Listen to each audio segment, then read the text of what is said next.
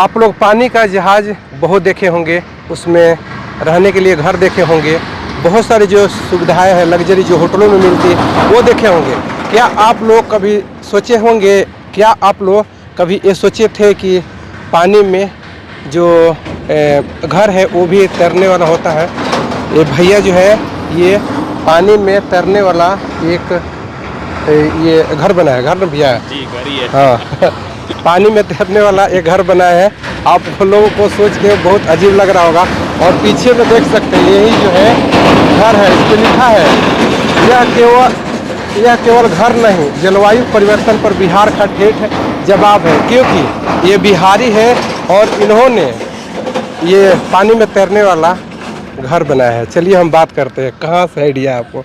ये आइडिया तो खैर ये बिहार के हमारा एक बड़ा प्रॉब्लम है बाढ़। तो ये पानी में तैरने के लिए घर नहीं बना है, घर इसलिए बना है कि ज़मीन पे रहे, बाढ़ आ जाए तो अपने जगह तैर पाएँ। पहली बात वो है ना। दूसरी बात आप इसमें पढ़ लिए कि ये जलवायु परिवर्तन से रिलेटेड है ना। जलवायु परिवर्तन से कैसे रिलेटेड है?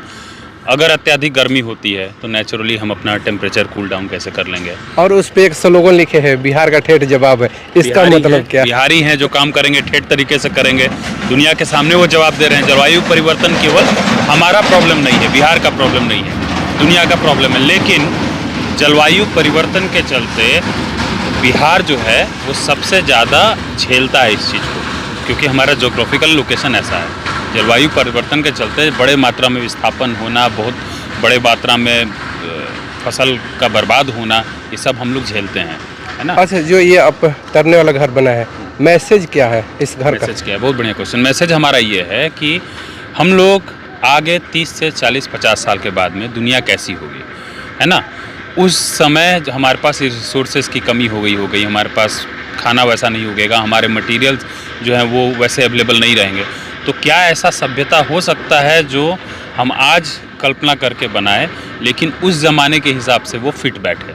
मतलब जीरो कार्बन उत्सर्जन के साथ हम कैसे जी पाएंगे, नेचर सेंट्रिक डेवलपमेंट करके हम कैसे रह पाएंगे, हम बिजली कैसे खुद का उगा पाएंगे, खाना कैसे खुद का उगा पाएंगे, है ना। हमारा जो घर बना है उसका मटेरियल, नेचुरल मटेरियल से हम कैसे काम करके पूरा घर बना लेंगे।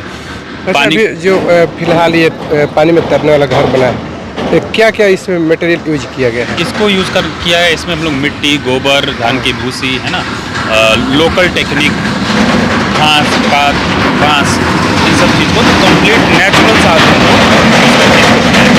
लीक नहीं करता है? नहीं, ना लीक करता है। अरे हम अगर आप इस क्वेश्चन पे कर रहे हैं कि लीक नहीं करता है, तो हमारे पूर्वज बेवकूफ़ थोड़ी थे। हज़ारों हजार साल की ये टेक्निक है। जो सीमेंट और बाकी घर आप देख रहे हैं वो एकदम नया है, लेकिन जो मिट्टी का घर है ये टाइम टेस्टेड टेक्नोलॉजी है। ये दुनिया भर में हमारे पूर्वज ऐसे ही रहते थे, हम ऐसे ही, हमारा मूल था। अच्छा, कौन सा मिट्टी का इसमें प्रयोग किया? हमारी नॉर्मल मिट्टी, एकदम हमारी गंगा के किनारे की मिट्टी। पन्नी भी लगाया क्या?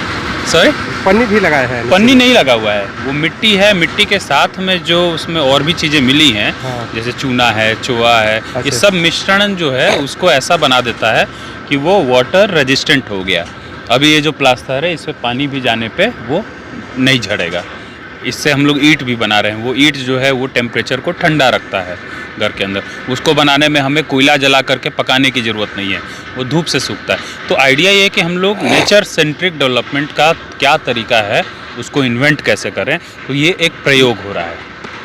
आज यहाँ पे जो हमारे भोजपुर के सांसद महोदय है RK सिंह, वो पहुँचे हुए थे, आप भी वहीं पे थे।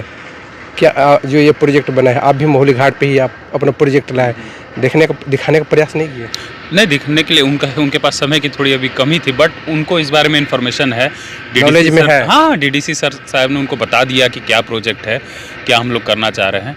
और समय के साथ में जैसे जैसे घाट का डेवलपमेंट होगा, जैसे आपने जो सुना कि हम लोग पहले यहाँ घाट बनाएंगे और प्लेटून जो ये ठीक हो जाएगा, और पानी में 3-4 जगह पे जो उतरने के लिए, चढ़ने के लिए जेट लगेंगे यहाँ पे सीना घाट। तो जैसे जैसे डेवलपमेंट घाट का होगा वैसे वैसे फिर अब हम लोगों को ध्यान देना है कि नेचर सेंट्रिक डेवलपमेंट होता जाए, और ये उसका एक एग्जाम्पल उदाहरण के तौर पे लगा हुआ है सामने।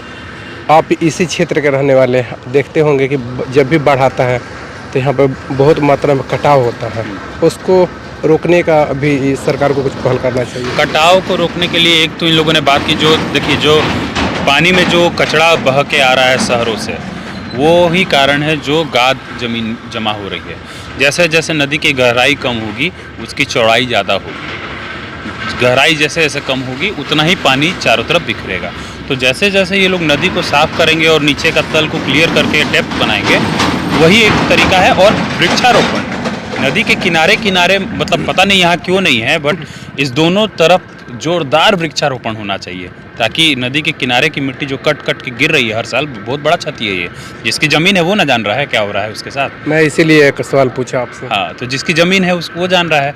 और ऐसा नहीं है कि इस दूर दराज के इलाके में कोई रईस आदमी की ज़मीन है, सब गरीब हैं जो यहाँ रह रहे हैं, जो पुश्तैनी समय से रह रहे हैं। उसका बचाने का तरीका है कि वृक्षारोपण हो और नदी का गाद को क्लियरेंस हो, नीचे से पानी साफ हो। और अभी तो पानी में तैरने वाला घर बना दी, अब क्या एम क्या है आपका एम टारगेट? है पूरा का पूरा एक सभ्यता बनाना। ये एक घर है, एक अगर सभ्यता बसाएंगे हम तो वो सभ्यता कैसे काम करेगी, है ना।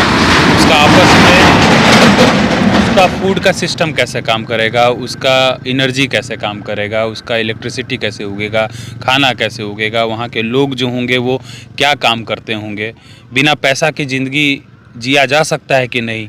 तो ये कई सारे पहलू हैं जिस पे हम लोग अभी काम कर रहे हैं। अभी आप काम कर रहे हैं इस पे, ग्लोबली काम कर रहे हैं इस पे।